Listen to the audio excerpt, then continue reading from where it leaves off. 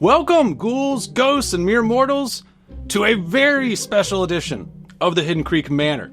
You can tell it's a special edition of the Hidden Creek Manor because I'm wearing my nicest tuxedo t-shirt. And the reason this episode is so special is because today is Decoration Day, one of the best days of the year. But originally I'd planned this whole skit and all this pomp and circumstance to celebrate Decoration Day, but something happened that kind of changed my plans and just didn't really feel right getting too crazy over Decoration Day. So as many of you know, Hurricane Helene just came through the southeastern United States. It did hit us. Luckily, we had very minor damage, some tree limbs, some light flooding, but we were very fortunate. There are a lot of other people out there that lost everything, towns that were just completely destroyed. I couldn't in good conscience come on here and complain that I didn't get as much done on Decoration Day because half of the day was spent leaf blowing and raking and picking up sticks and leaf blowing and raking and picking up sticks and burning and leaf blowing and raking and picking up sticks and burning and so on and so on. So what? Like I said, there are a lot of other people that had it way worse than we did. So this was also supposed to be a momentous occasion because we were going to announce in this episode that we are launching our merch, our Hidden Creek Manor store. We're still going to do that. We're still launching our Hidden Creek Manor store. You can check it out, hiddencreekmanor.store. I'll leave a link for you guys as well. And we decided that since we're launching our store now, 100% of the profit that we make off of all sales between now and October 31st are going to go to hurricane relief to try to help those that were less fortunate than we were. So now that we got all of that out of the way, let's get into Decoration Day. We still went forward with our Halloween decorations, and we would love to share that with you guys. So let's jump into it and get to decorating.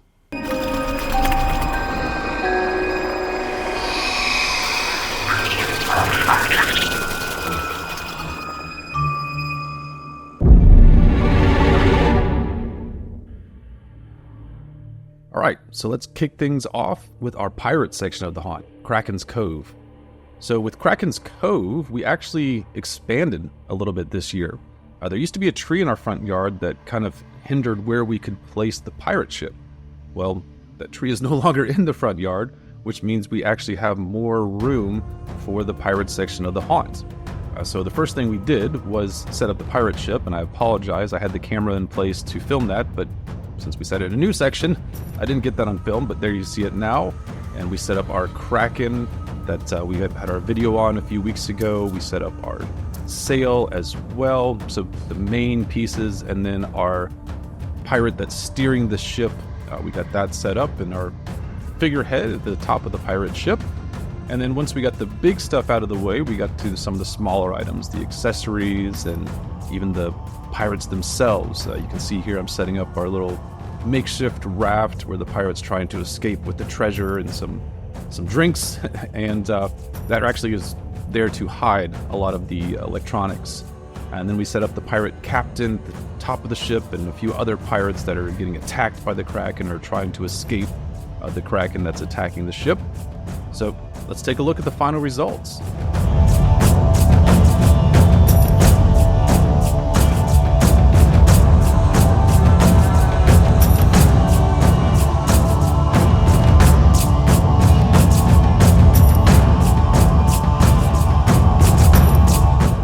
So I really like the way Kraken's Cove turned out this year.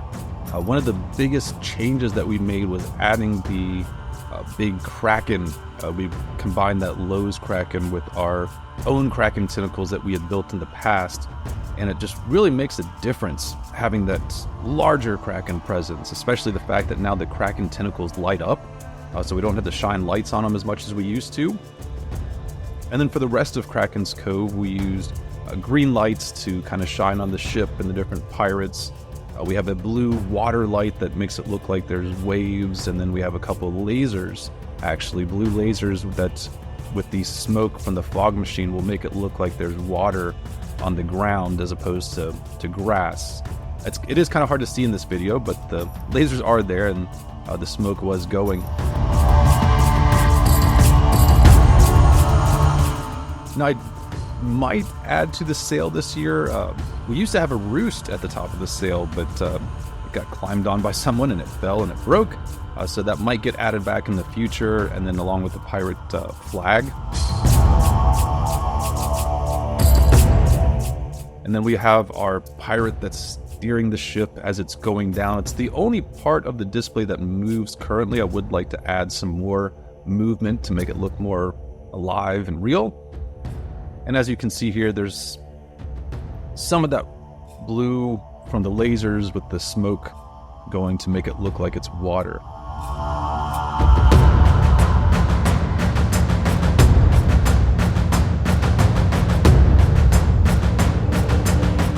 And like I said, this section is primarily designed to just hide a lot of cables and lights and stuff behind it.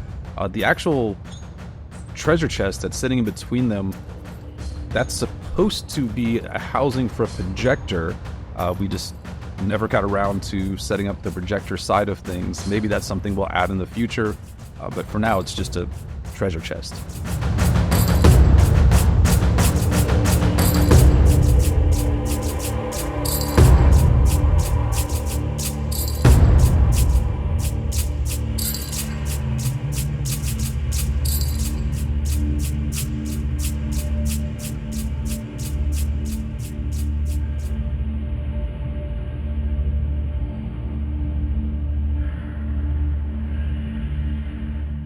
And the drinking pirate, we still have not repaired him. As you can see, the bottle is missing.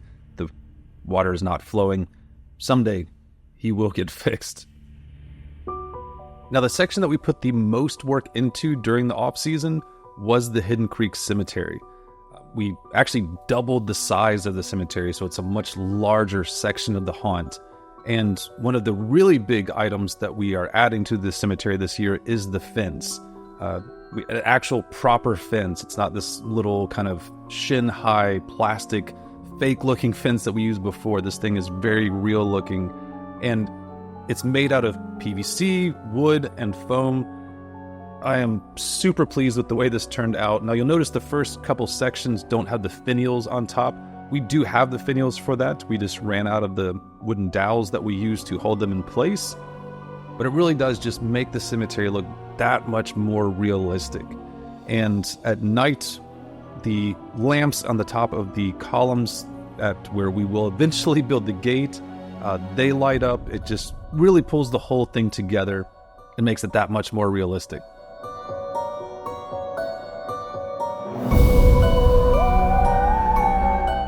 Now, ignore these vines that you see right now. We'll talk about those in just a few moments.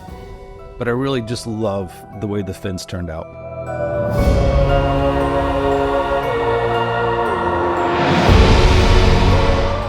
So back to those vines that I told you guys to ignore when we saw them previously. So we do have vines all over the cemetery fence.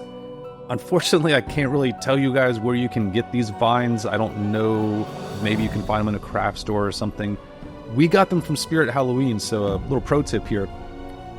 Every year, whenever you go to Spirit Halloween, if you try to go like on opening day or opening weekend, if there's something in their display that you really like, that you want to add to your haunt, talk to their associates, because at least on our local Spirit Halloween, they have a sign-up sheet where you can purchase these items at the end of the year at a discounted rate. I don't remember how much we paid for the vines, but it was not very expensive at all. Now, that's not the case for all of their items. I think they had some trees that I wanted last year as well, but they just were asking too much. I just didn't feel comfortable paying that much for some fake trees. But the vines, like I said, is a really good price. So yeah, check out your local Spirit Halloween. If they have display items that you like, see if they'll let you sign up for those, and hopefully you'll get them at the end of the season like we got these vines. And these vines are super cool. It's almost like the inside of the vine is like a bread tie, so it's very easy to wrap it around different things and keep it in place. And then the outside of the vine is kind of this, rubbery, easy to bend material. So it was really easy to work with the vines, and I just kind of ran it in and out of the fence and took the smaller little vine pieces and would kind of wrap them around the poles and run them in and out of some of the different areas of the fence where they would have normally climbed through in the real world. And we just got super lucky because we have a whole section of vines for every 4-foot section of the fence. So it just worked out. So now that the fence is set up and we've got the vines all over it, it's time to start setting up the big items. Now, something else that we got really cheap last year was this 12-foot ghost. We got it from Home Depot on clearance, like 75% off, I think. It wasn't really something that I had planned on adding to the haunt, but yeah, 75% off. Couldn't really say no to that. So we got the giant 12-foot ghost, and it's worked out pretty well. It just kind of sits in the back of the cemetery between some trees, kind of just overlooking the whole thing.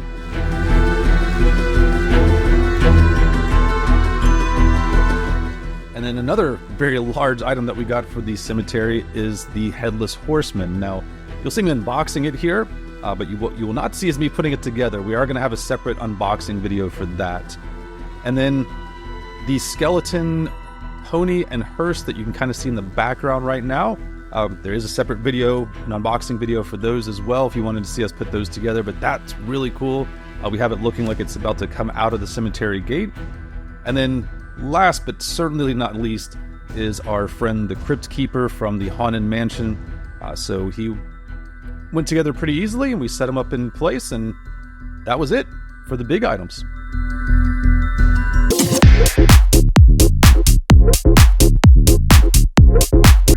So now that we got the large items in place, it's time to start placing our headstones and our busts.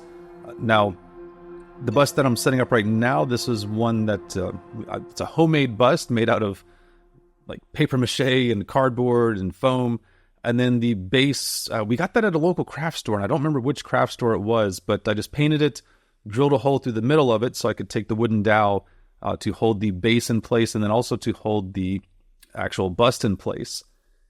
And then on our large tombstones, the one that we built, they have holes drilled into the bottom of them with some PVC, and we just take rebar and we line the rebar up with the holes and then hammer the rebar into the ground and then just slide the tombstone over that rebar.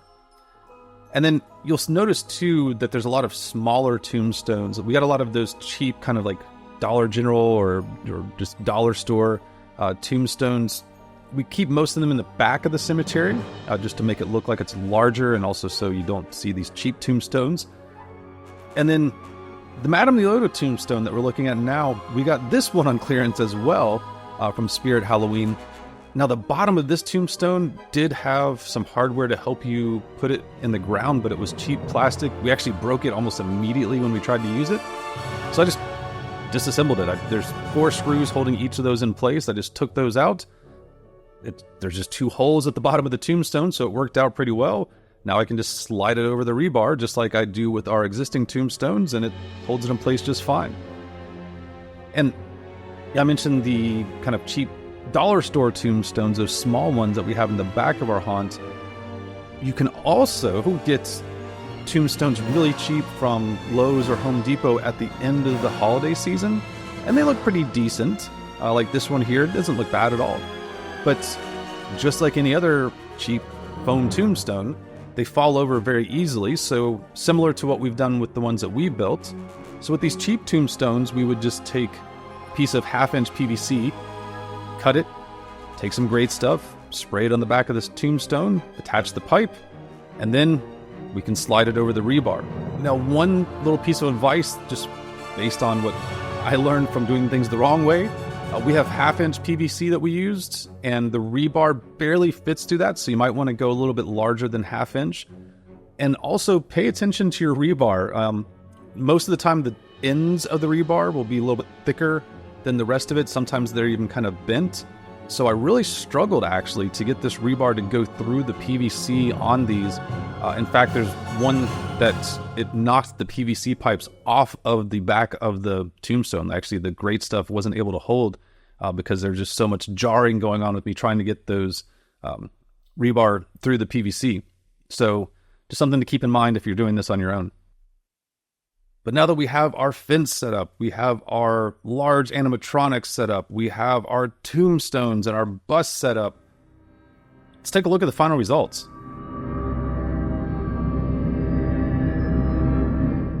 Now, I cannot be more pleased with the way that the Hidden Creek Cemetery turned out this year. Now, I am a little bit biased. It is one of my favorite sections of the haunt. But now that we expanded it and we added the fence and we added all these extra items to it, it just makes it that much better. I've already had a lot of our neighbors come up to us and tell us how much they like the fence around it. So it's already just kind of bumping up the it factor, I guess you could say, with the cemetery.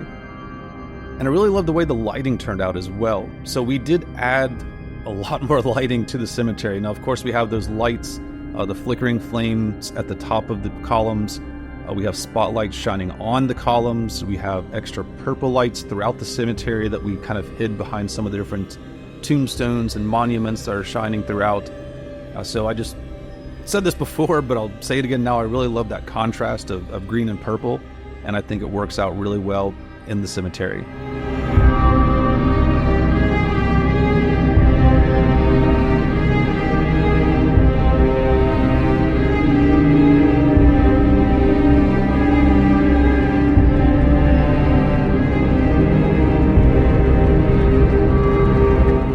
And the hearse looks so cool. Now with the hearse, I also took some additional lights. I have a blue light and a green light. And the reason I use the blue light towards the back of the hearse is it has its own red light inside the hearse, and that blue and red contrast works out really well. And something I forgot to film earlier, but we did set up our Haunted Mansion busts in the Hidden Creek Cemetery this year. Hopefully, I can actually get around to setting up a new projector and have the busts singing along with our projection show that will be on the house as well. But they have a new home, and it's here in the Hidden Creek Cemetery, and it worked out really well, and it looks really good.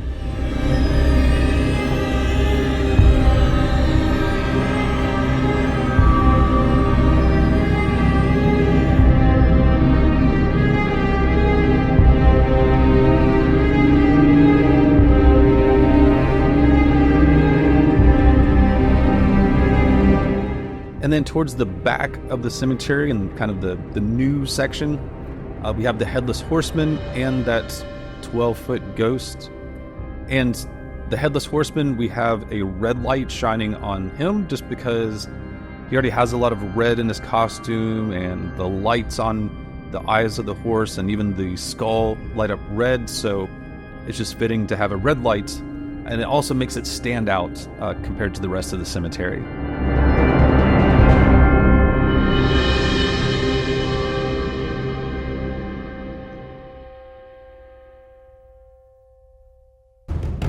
Alright, so let's move on to the Forbidden Forest. So we did make some changes to the Forbidden Forest in preparation for some more changes. But anyway, so like many other sections of the haunt, first thing I do is put together the big stuff. So I started off putting together our giant spider, and I put it together in this section of the yard because this is typically where the spider normally goes, but we ended up moving it to another section. And then after getting our giant spider put together, it was time to start on the giant spider webs. Now, we use beef netting, actually, for our spider webs. There's a lot of videos out there already on how to make spider webs out of beef netting. Maybe we'll make one of our own at some point. But very quick 5-second tutorial. You measure out the length of the web that you want. You slice the beef netting in half because it is kind of rounded. Then you put the web in the general place of where you want it, and then you just cut holes of all different shapes and sizes. I guess that was more than 5 seconds, but it's really easy to do this, and you can get as creative as you want.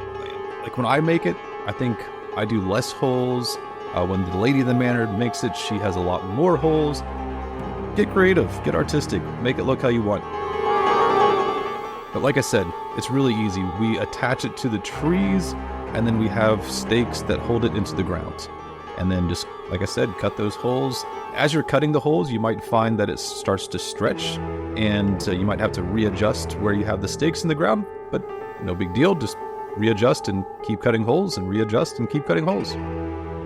But now, as cool as the beef netting spiderwebs are, the biggest spiderweb that we have, and the spiderweb that draws the most attention in the Forbidden Forest, is our giant spiderweb. We bought it somewhere. I don't know where we bought it. It's been so long. We've had the spiderweb for a long time, but it's huge. And we actually have a screw in the tree that's pretty high up in the air. Once again, we made some changes to the Forbidden Forest. Normally, the web goes towards the middle of the forest. This year, we're doing the web towards the side to make room for something else.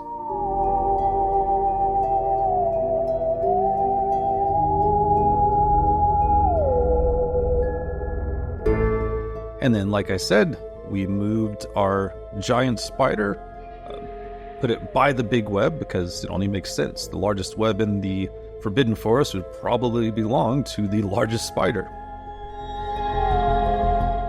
And then we also have a few other spider-related props. We have this, what looks like an actual human body that's been wrapped up in spider webs. We have a fishing line between two trees that we attach it to make it look like it's dangling from a spider web. And then we also have these spider egg looking things. I haven't put them up yet. I'll probably get them up before the end of the season though.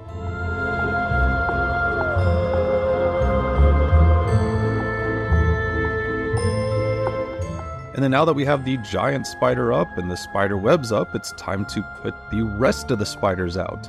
So we have a bunch of these posable spiders that we put all throughout the Forbidden Forest. We hang them from tree branches to make it look like they might be hanging from their own web, or then we also place them around the different spider webs. We attach them to the trees. Their legs are almost like pipe cleaners on the inside, so it's very easy to attach them to tree branches or screws that we might have in place to hold up other props. I just place these spiders all over the place, just where you would expect to see them. Like I said before, primarily on the webs or hanging from trees and in the bushes. And then the last thing that we did in the Forbidden Forest was we added our 12-foot skeleton, Stan the Giant. One of our neighborhood kids named him. So previously he was in the front of the haunt in the Hidden Creek Cemetery. Now that we've added a lot of other large items to the Hidden Creek Cemetery, it was just going to be too congested. So Stan the Giant made his way to the Forbidden Forest, where he is greeting kids as they walk up to the house for trick-or-treating.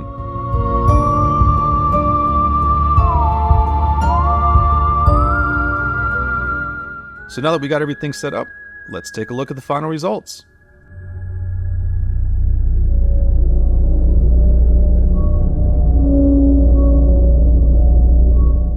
For the Forbidden Forest, we almost exclusively use purple lights. The reason we like to use purple lights in the Forbidden Forest is, well, first off, it helps separate it from some of the other sections of the haunt, but it also really makes those spider webs pop. It's almost like having a black light. It just really makes them shine a lot brighter whenever it's dark out.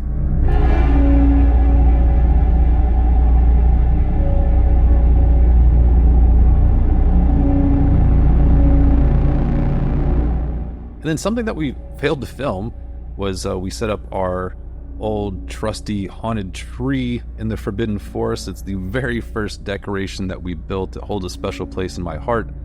And then you may notice that there is kind of a big empty section in the Forbidden Forest right here.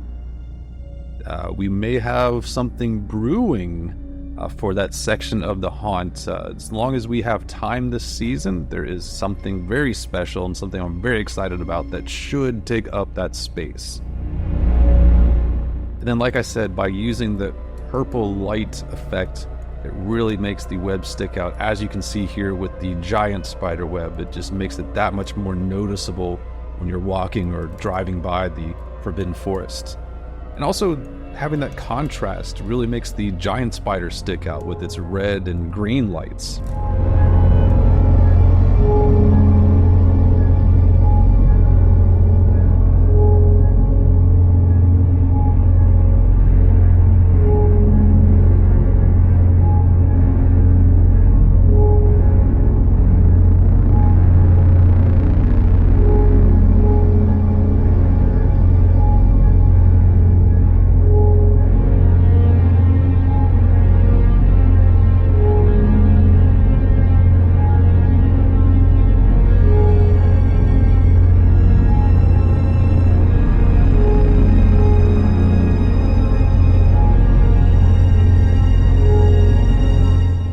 And then for our giant skeleton, aka Stan the Giant, we did purchase the light kit that goes inside of his rib cage. It's made specifically for the giant skeleton. As you can see here, it's a color changing light, and we shined a red light on him, but it just makes him pop that much more. You know, he's got his blinking eyes that light up, and those additional colors that change just makes it that much cooler.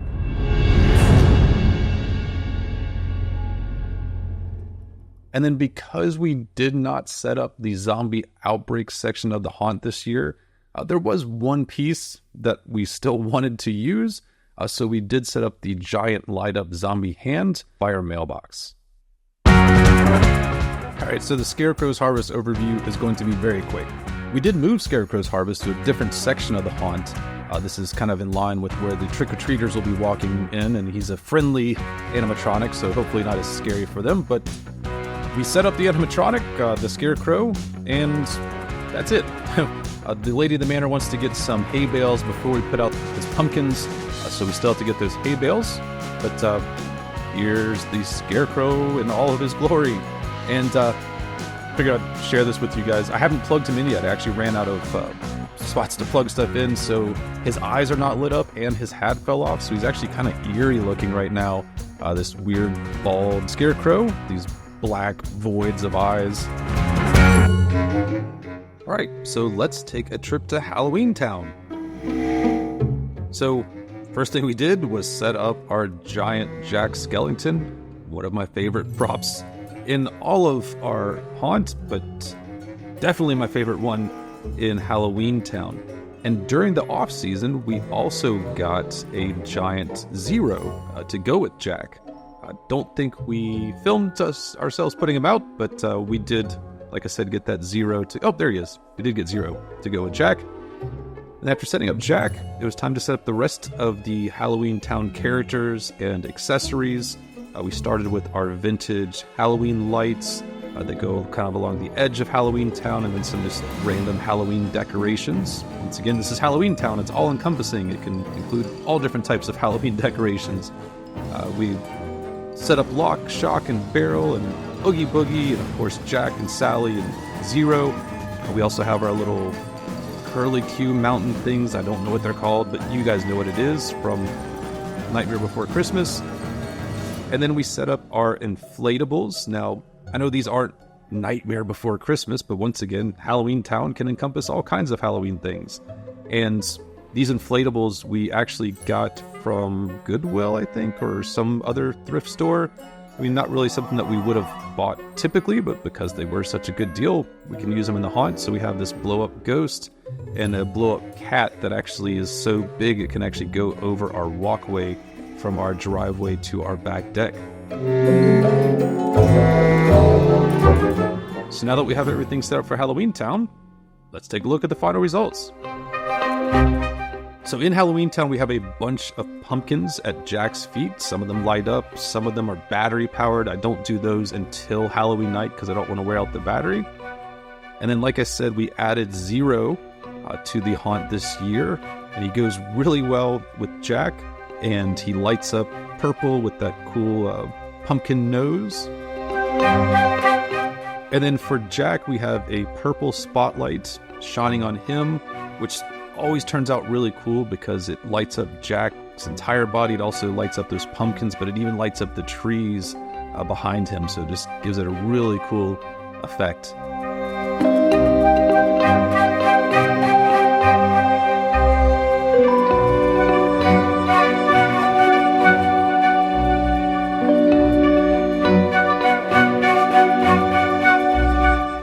Like I said before, some random Halloween decorations. You can see those ghosts. And then we have Lock, Shock, and Barrel. We have a blue light shining on them. And then we have a green light shining on Oogie Boogie and Jack and Sally. And then those lights kind of also show off the Curlicue Mountains. And then even that giant inflatable ghost will light up blue and kind of flash. And that kind of just adds to the lighting effects as well.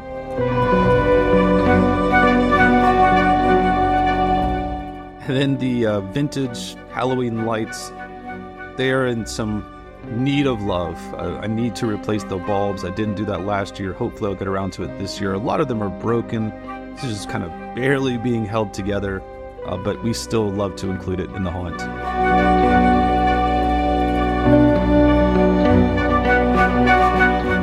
And we do have future plans to add additional items to Halloweentown, but I think it turned out really well this year.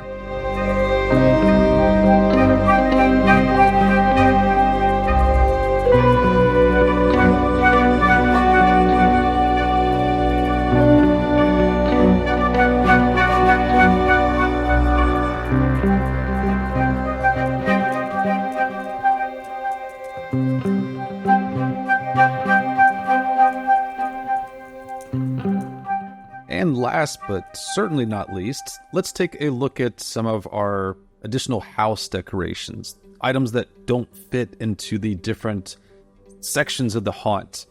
So first off, we have another inflatable item. We have a lot more inflatables than I realized, especially because I'm not really a huge inflatable fan.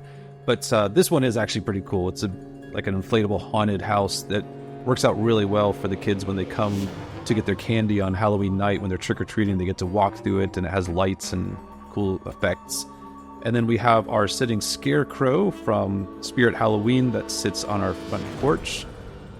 We have these giant skulls. I think they're from Lowe's originally. We have 4 of them. We set 2 in the front of the house on either side of the steps going to our front door. Then we have 2 others that we just kind of set randomly in front of the house. And I didn't really get anything else filmed for the house decorations. We have a coffin in the front of the house. We have some other items that we set up in the side of the house. But tell you guys what, let's take a look at the final results so you can see what we set up that wasn't filmed. So normally we would have our projection show going on, and the decorations and lights on the front of the house correspond with that show. Unfortunately, at the time of this being filmed, we don't have internet, and I need internet in order to transfer the show to our Raspberry Pi that will send it to the projector. But for now, you can look at our front porch decorations. We have some of those lanterns that look like they're flames. We have a high voltage thing that looks like there's wires exposed, and a coffin. We also have purple lights that go along the edge of our house trim. Once again, during the Halloween show, these turn off, and then after the show, they come back on.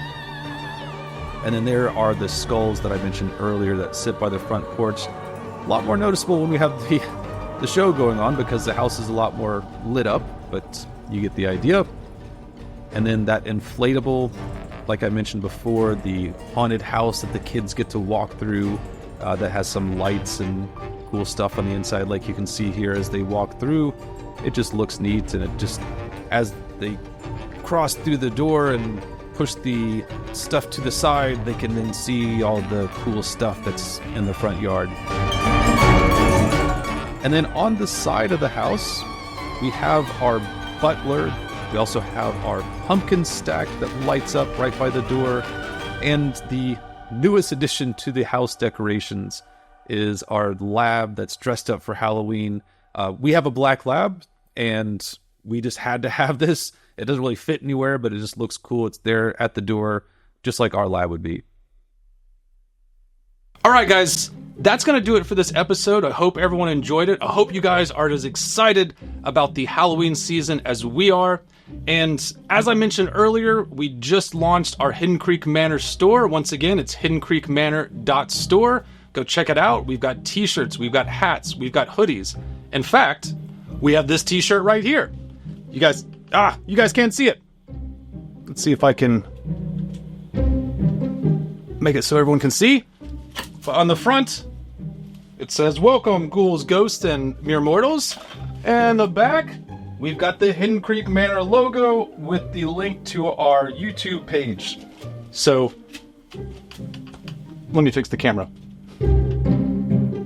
There we go. So, like I said before, from now until October 31st, 100% of the proceeds that we make from all the merch that we sell is going to go to hurricane relief to help out those that are in need of assistance. So we're going to go and wrap things up for this episode. Happy haunting, and we'll see you in the next one.